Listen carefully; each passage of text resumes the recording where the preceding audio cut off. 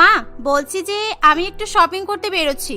আসলে বুঝতেই তো পারছেন গরমকাল পড়ে গেছে, আর এত রোদ্দুর এত গরম পড়েছে, এরকম শাড়ি জামা পরে কিছুতেই থাকা যাচ্ছে না। তাই আমি ভাবলাম গরমের জন্য কিছু সামার কালেকশন নিয়ে আসি। এখন তো অনেক নতুন নতুন জামা কাপড় বেরিয়েছে, তাই আমি একটু শপিং করতে বেরোলাম। কেমন? বড় বৌমা, তুমি যখন শপিং করতে যাচ্ছ তাহলে তোমার সঙ্গে ছোট বৌমাকেও নিয়ে যাও। আসলে তুমি তো জানো ছোট বৌমা এই বাড়ির সব কাজই করে, আর ও তো গরমে কষ্ট পায়, তাই না? তাই আমি বলি কি, তুমি যা যা কিনবে ছোট বৌমাকেও তাই তাই কিনে দিও। ছোট বৌমা রান্নাঘরে অনেকক্ষণ ধরে সময় কাটায়, ও যদি হালকা ফুলকা কোনো জামা কাপড় পরে তাহলে রান্না বান্না করতে ওরও সুবিধা হবে। এটা আপনি কি বলছেন? আমি আপনার ওই গরিব ছোট বৌমাকে সঙ্গে করে নিয়ে যাব?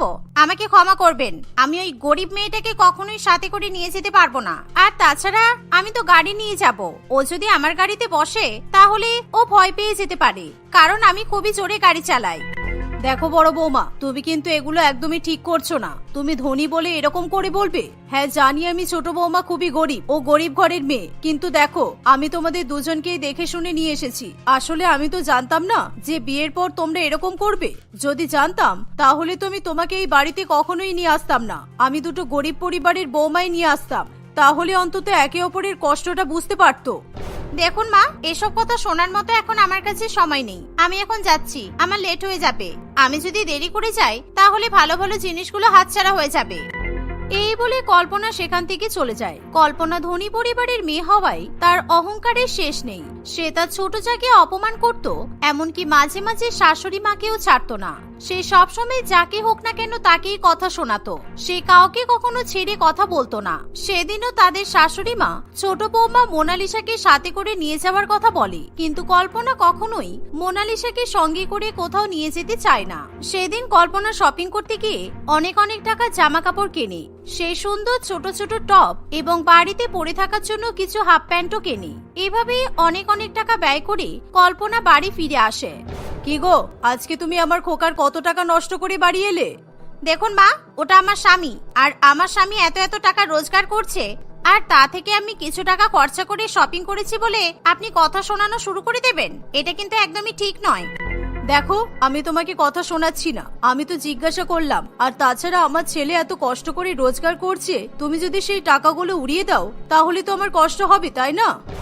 আপনার ছেলে কষ্ট করে টাকা রোজগার করছে শুধুমাত্র আমার জন্য, কারণ আমি তো আমার বাবার অফিসে ওকে কাজে রেখেছি। আমি যদি ওকে কাজে না রাখতাম তাহলে আপনার বড় ছেলে কি কাজ পেত?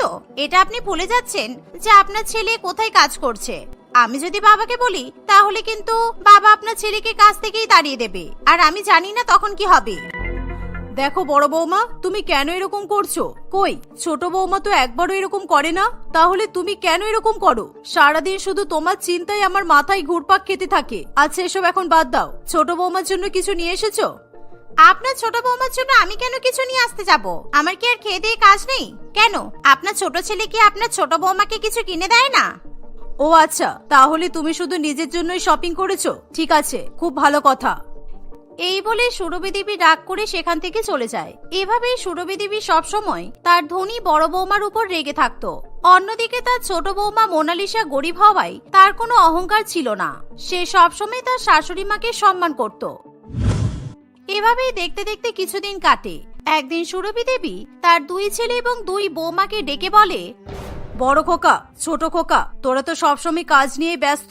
বাড়িতে দুটো বৌমা আছে, বড় বৌমার কথা না হলে বাদ দে। বড় বৌমা তো সবসময় এদিক ওদিক চলে যাচ্ছে, কিন্তু আমার ছোট বৌমা তো সবসময় বাড়িতেই থাকে আর বাড়ির কাজকর্ম করে। তাই আমি বলছিলাম ছোট খোকা, তুই ছোট বৌমাকে নিয়ে কোথাও থেকে ঘুরে আয়, দেখবি তাহলে ছোট বৌমার মন ফ্রি হয়ে যাবে আর ওর ভালো লাগবে। আর বড় খোকা, তুইও বরং তোর বউকে নিয়ে কোথাও থেকে ঘুরে আয়, তাহলে যদি বড় বৌমার মনটা একটু পরিষ্কার হয় আমি খুবই খুশি হব। মা, আপনি কি বলতে চাইছেন? আমার মন পরিষ্কার নয়? ও আচ্ছা, আমি আপনাদের এরকম কথা বলি বলে আপনারা আমাকে এত খারাপ ভেবে নিয়েছেন। দেখুন মা, যে যেরকম তাকে তো সেরকম ভাবেই কথা বলতে হবে। আর আমি যদি গরিব ভিখারিদের ধনী বলে সম্মান করি তাহলে তো সবাই আমাকেই ছোট করবে। আমি গরিব ভিখারিদের গরিব ভিখারি বলবো, তাদেরকে কোনো সম্মান করতে পারবো না আমি। মা, কল্পনা, তোমরা চুপ করো। দুজনে মিলে যে কেন এরকম করে আমি তো মোটেও বুঝতে পারি না। দেখো মা, তুমি চুপ করে যাও, তাহলে দেখবে কল্পনাও চুপ করে গেছে। আর এই যে কল্পনা, তুমি কেন শুধু শুধু মায়ের উপর কথা বলছো? মা তো ঠিক কথাই বলছে। বলছি দাদা, চলো না আমরা 4 জন মিলে দীঘা থেকে ঘুরে আসি, তাহলে কিন্তু অনেক মজা হবে। আর যা গরম পড়েছে, দীঘায় গেলে খুব ভালো লাগবে। কি বলো বড় বৌদি, তুমি যাবে তো? আর সত্যি বলতে আমি আগে কখনোই দীঘায় যাইনি, আমি একবার হলেও দীঘা যেতে চাই। আচ্ছা মোনালিসা, ঠিক আছে, তাহলে তুমি যখন বলছো আমরা 4 জন মিলে দীঘাতে ঘুরতে যাব, তাহলে যা হবে। কি দাদা, তুই রাজি তো? হ্যাঁ, আমার তো কোনো অসুবিধা নেই, আমি তো রাজি। কিন্তু কল্পনা, তুমি কিছু বলছো না যে? তোমার কি যাবার ইচ্ছা নেই নাকি? দেখো সুমন, তুমি যদি দীঘাতে যেতে চাও তাহলে যেতে পারো, কিন্তু আমি তোমার ওই গরিব ছোট বৌদির সঙ্গে কোথাও যাব না, কারণ এই গরিব মেয়েটাকে নিয়ে আমার কোথাও যেতে ইচ্ছা করে না। এই বলে কল্পনা রাগ দেখিয়ে সেখান থেকে চলে যায়। কল্পনার এরকম ব্যবহার দেখে সকলেই খুবই রেগে যায়। সুমন সেখানে আর কিছু বলতে পারে না, তাই সুরভি দেবী তার ছোট ছেলে এবং ছোট বৌমাকে বলে, এই ছোট খোকা, তুই আর ছোট বৌমা বরং ঘুরে আয়, কারণ ছোট বৌমার দীঘায় যাওয়ার খুবই ইচ্ছা, তাই আমি চাই তুই বরং ছোট বৌমাকে ঘুরিয়ে নিয়ে আয়। এই বলে মোনালিসা এবং তার স্বামী নিজের রুমে চলে যায়। দেখতে দেখতে 2-1 দিন কাটে।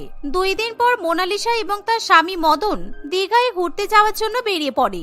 আর অন্যদিকে বড় বৌমা রাগ করে বাড়িতেই বসে থাকে। মোনালিসা না থাকার জন্য এখন বড় বৌমা কল্পনাকে বাড়ির কাজকর্ম করতে হয়। এর ফলে প্রচন্ড গরমের মধ্যে কল্পনার ভীষণ কষ্ট হয়। দুধ তেরিকা, এই গরমে এত কিছু কাজ করতে ভালো লাগে না। এই মোনালিসার বাচ্চাটা সেই কবে গেছে, ভিখারির বাচ্চাটা আবার দীঘা দেখতে গেছে। উফ, গাটা যেন পুরো জ্বলে যাচ্ছে, এত গরম সহ্য করতেই পারছি না। আবার আমাকে এই গরমের মধ্যে কাজও করতে হচ্ছে। এবার আমি মাকে বলে দেব, কাল থেকে আমি কোনো কাজ করতে পারবো না। এই বলে কল্পনা বিরক্ত হয়ে রান্নাঘর থেকে বেরিয়ে যায়, কারণ সে একদমই গরম সহ্য করতে পারে না। কিন্তু মোনালিসা এত গরম সহ্য করেও সে সবকিছু রান্নাবান্না করত আর সবসময় সকলের খেয়াল রাখত। আর মাত্র 2-1 দিন ধরে কল্পনাকে রান্না করতে হয় বলে কল্পনা বিরক্ত হয়ে রান্নাঘর থেকে বেরিয়ে চলে যায়। সে তার শাশুড়ি মায়ের কাছে গিয়ে বলে, দেখুন মা, এবার কিন্তু আপনি একটা কাজের মেয়েকে খুঁজুন। এরকম গরম সহ্য করে আমি একদমই রান্না করতে পারছি না। আমি আমার বাবার বাড়িতে কখনো রান্নাঘরে ঢুকিনি, আর এখানে এসে আমাকে এত কিছু সহ্য করতে হচ্ছে। আমি আর পারছি না, আমি কোনো রান্নাবান্না করতে পারবো না। আমি বরং আমার খাবার অর্ডার করে দিচ্ছি, আর আপনি যদি বলেন তাহলে আমি আপনার খাবারও অর্ডার করে দেব। 1 দিন 2 দিন রান্না করতে না করতেই তোমার গরম লেগে গেল? তাহলে ভাবো তো, ছোট বৌমা আমাদের জন্য কতটা কষ্ট করে রান্না করে, এত গরম সহ্য করে, সবার পছন্দ মতো খাবার বানায়, তা সত্ত্বেও ছোট বৌমাকে এত অত্যাচার, এত অপমান সহ্য করতে হয়। তুমি আমার ছোট বৌমাকে গরিব ভিখারি কত কিছুই না বলো, কিন্তু তবুও তো আমার ছোট বৌমা তোমাকে কিছুই বলে না। তুমি বড় বলে তোমাকে কত সম্মান করে। দেখুন, এসব কথা তো আমাকে বলে কোনো লাভ নেই, ঠিক আছে? আমি এখন রান্না করতে পারবো না। সে আপনার ছোট বৌমা যতই কষ্ট করে রান্না করুক না কেন, ওসব আমি দেখতে যাব না। আমি রান্না করতে পারবো না মানে পারবো না। এখন বলুন তো, আপনার খাবার অর্ডার করব নাকি আমি শুধু আমার জন্যই খাবার অর্ডার করব? তুমি যদি খাবার রান্না করতে না পারো তাহলে তো অর্ডার করতেই হবে, তাই না? আমরা তো আর না খেয়ে দিন কাটাতে পারি না। শাশুড়ি মায়ের এই কথা শুনে কল্পনা 3 জনের জন্য খাবার অর্ডার করে দেয়। কিছুক্ষণ পর কল্পনার অর্ডার দেওয়া খাবার বাড়িতে চলে আসে। কল্পনা সেই খাবারগুলো খুবই আনন্দ করে খায়, কিন্তু সুরভি দেবী বাইরের খাবার একদমই খেতে পারে না। বৌমা, এগুলো তো বাড়ির খাবারের মতো টেস্টি নয়। আমার ছোট বৌমার হাতের খাবার কত সুস্বাদু হয়, কিন্তু এগুলো যেন আমার একদমই ভালো লাগছে না। তুমি কিভাবে এত আনন্দ করে খাচ্ছ বলো তো? আমার তো খাবারগুলো খুবই টেস্টি মনে হচ্ছে, কারণ আমি তো রান্নাবান্না করিনি আর বাড়িতে কোনো কিছু নেই। দেখুন মা, এই খাবারটা তো আমার খুবই টেস্টি বলেই মনে হচ্ছে। আর আপনার এই খাবারগুলো ভালো না লাগলেও আমার কিন্তু কিছু করার নেই, কারণ আমি এখন নিশ্চয়ই আপনার জন্য রান্নাঘরে গিয়ে রান্না করতে পারবো না। তাই যেমন খাবার এসেছে দয়া করে খেয়ে নিন। বড় বৌমার মুখে এই কথা শুনে সুরভি দেবী খুবই কষ্ট পায়, কারণ সে বুঝতে পারে কল্পনা তার স্বাস্থ্যের দিকে একদমই নজর রাখছে না। তখনই সে তার ছোট বৌমার কথা মনে করতে থাকে। এমন সময় মোনালিসা এবং তার স্বামী বাড়িতে ফিরে আসে। মা, আপনি এই খাবার খেতে পারছেন না? ঠিক আছে, ছেড়ে দিন, আমি এক্ষুনি আপনাকে রান্না করে দিচ্ছি।